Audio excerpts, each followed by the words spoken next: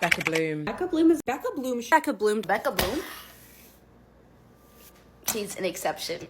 Graduated from the University of Southern California with a degree in economics and finance, Becca Bloom joined TikTok in the early months of 2025 and has gained a wide recognition and strong mass media appeal for simply just showing how wealthy she is.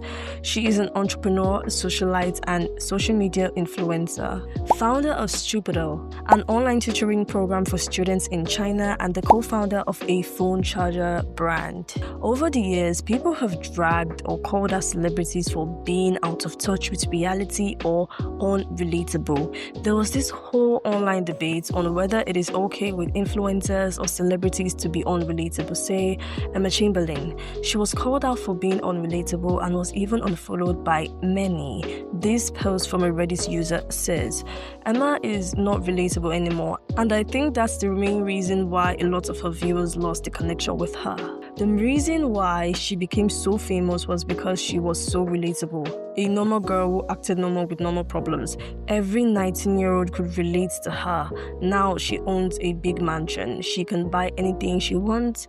The viewers are getting sick of it. She's no longer relatable and her content is mainly about herself. Like, God forbid a girl becomes successful and decides to upgrade her life. Fact of the matter is, these people who criticize her wants to live the life that she has and will do the exact same thing if they had the money that she has. But no, everybody wants to act like a hypocrite.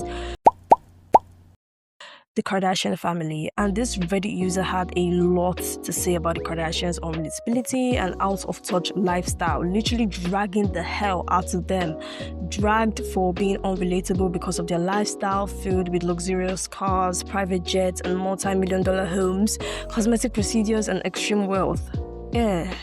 Paris Hilton, the OG influencer. She was the symbol of extreme privilege and was famous for being famous, and heiress to the Hilton hotel fortune. And she was dragged for showing off her wealth and her lavish lifestyle on social media. People felt like she was outing in their face and dragged her. She was called out for being disconnected with the realities of everyday life. Paris Hilton was born into wealth and couldn't relate to the struggles of those who lived the financial constraints. The D'Amelios, that's Charlie, Dixie, and their parents. When their Hulu show got launched, their viewers criticized them for complaining about the pressures of fame while living in a mansion and making millions. Seemed out of touch with everyday struggle. In November of 2020, when the D'Amelios starred in a YouTube episode where they had dinner with a celebrity guest prepared by a private chef, Dixie and Charlie acted inappropriately towards the food that was prepared and they didn't hide it. The chef, James Charles, the parents, and the internet saw. This led to the internet calling them spoiled. During the course of the dinner, Charlie complained about her follower counts, and that itself made her lose a lot of followers because people were unhappy with how they were reduced to nothing but numbers. Celebrities and influencers have been constantly dragged for being unrelatable and out of touch, but what makes Becca Bloom the exception? Becca Bloom is just as unrelatable and out of touch with reality as the rest of the people mentioned. The type of wealth she has and she comes from, most people don't have that, and the reality is that most people will not be able to have such throughout their lifetime. But there's something about Becca Bloom that is different, that makes her stand out from the rest. Tagged as the face of Rich Talk for a reason, her followers and supporters are increasing rapidly, but why? What does Becca Bloom do differently from others that makes her unrelatability to be accepted by the general public and even supported? She wasn't dragged or called out. According to this TikToker called Kira McKenzie, 1, she adds value, 2, she brings light-hearted positivity, and 3, provides a level of escapism. Consistently does 3 things. She adds value, she makes you feel good, and she provides a level of escapism. She gives you insight into a world that would otherwise be shrouded in mystery. The TikTok algorithm just naturally encourages negativity, encourages gossip and takedowns. So in the midst of that sea of content, when you come across Becca's videos where she's spreading positivity, she's acting like a big sister, she's giving you advice on dating, on finance, the value that you're getting is deeper than the level of entertainment and escapism that her content just naturally encourages. She's not trying to sell you anything because she doesn't need to. Instead, she's encouraging you to be the best possible version of yourself. Yes, there are consistently gross displays of wealth, but it's her authenticity that keeps you coming back.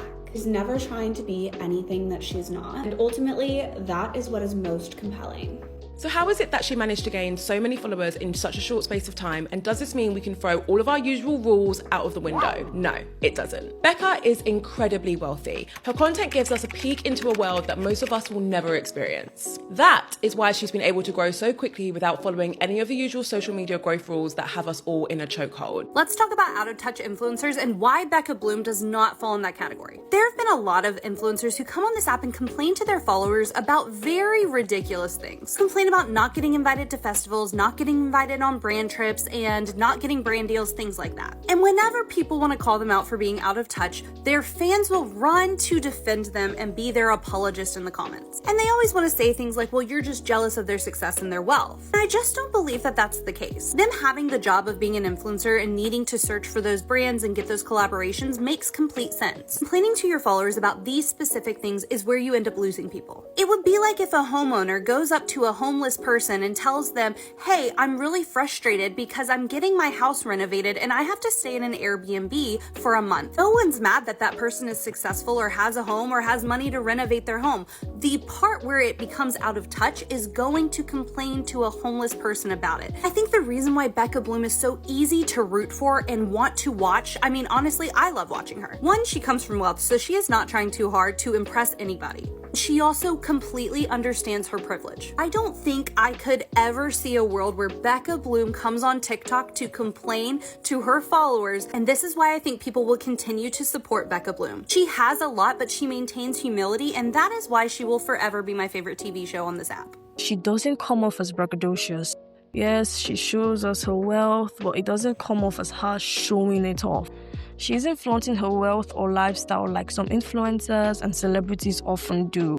Her content comes off as aspirational, not arrogant, and luxurious, not showy.